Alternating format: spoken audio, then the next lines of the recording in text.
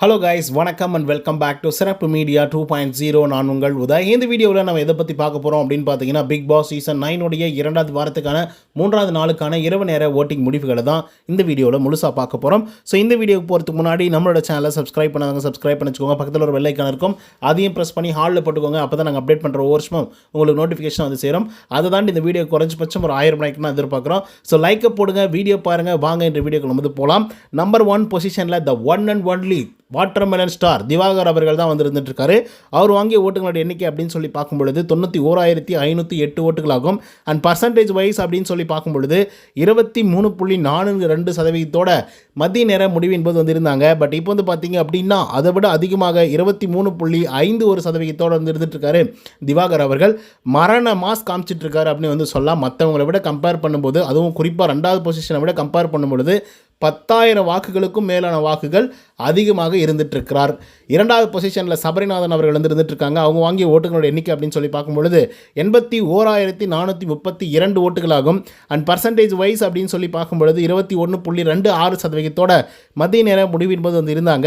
But இப்போ வந்து பார்த்திங்க அப்படின்னா வெறும் 20.93% தான் இருந்துகிட்ருக்காரு சபரிநாதன் அவர்கள். ஆரம்பத்தில் அதிகப்படியான வாக்குகள் வாங்கியிருந்தாலும் கூட இப்போ தடுமாறி செகண்ட் பொசிஷனை ஹோல்டு பண்ணி வச்சுட்ருக்காரு சபரிநாதன்.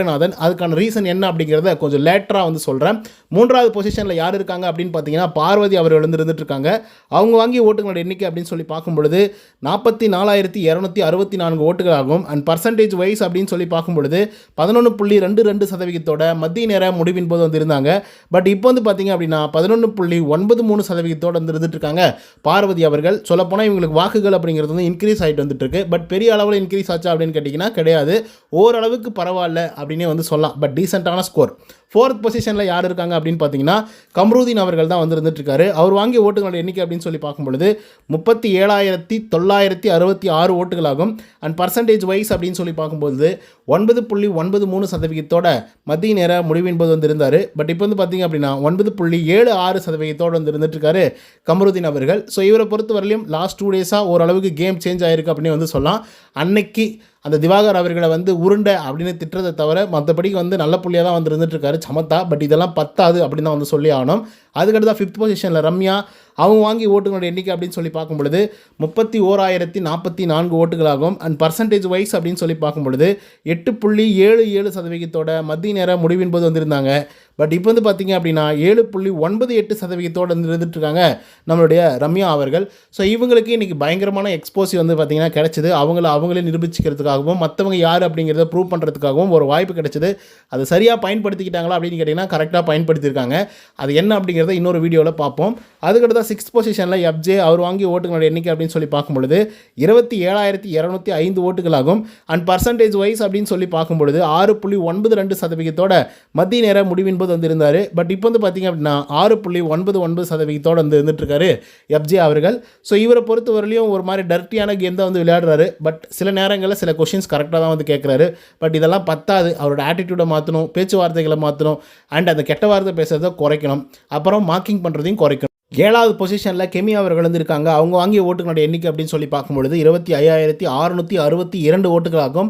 அண்ட் பர்சன்டேஜ் வைஸ் அப்படின்னு சொல்லி பார்க்கும்பொழுது 6.42% மத்திய நேர முடிவின் போது வந்துருந்தாங்க. அதே போல் இப்போ 6.59% வந்து இருந்துகிட்ருக்காங்க கெமி அவர்கள். ஆக்சுவலாக இவங்க வந்து ஒரு ஸ்போர்ட்ஸ் உமன். ஸோ அதனால் கேம் எல்லாம் பக்காவாக விளையாடுவாங்க. அதில் எந்த விதமான மாற்று கருத்துமே பட் இருந்தாலும் இன்றைக்கி ஒரு சில விஷயங்களை வந்து பண்ணியிருக்காங்க.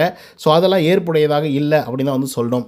அதுக்கடுத்து 8வது பொசிஷனில் அப்சரா அவங்க வாங்கிய ஓட்டுகளோட எண்ணிக்கை அப்படின்னு சொல்லி பார்க்கும்பொழுது 25,198 ஓட்டுகளாகும்.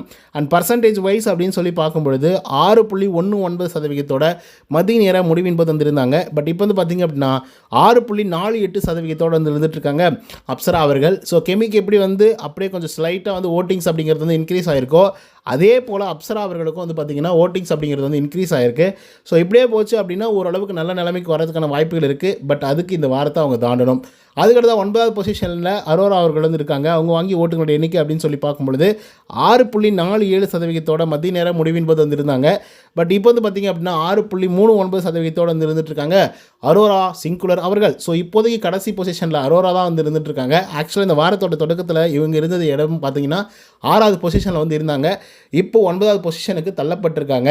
ஸோ அரோராவை வெளியே அனுப்பணும் அப்படின்னா நீங்கள் கெமிக்கும் அப்சராவுக்கும் எப்ஜேக்கும் ஓட்டு போட்டிங்க அப்படின்னா மட்டும்தான் முடியும்.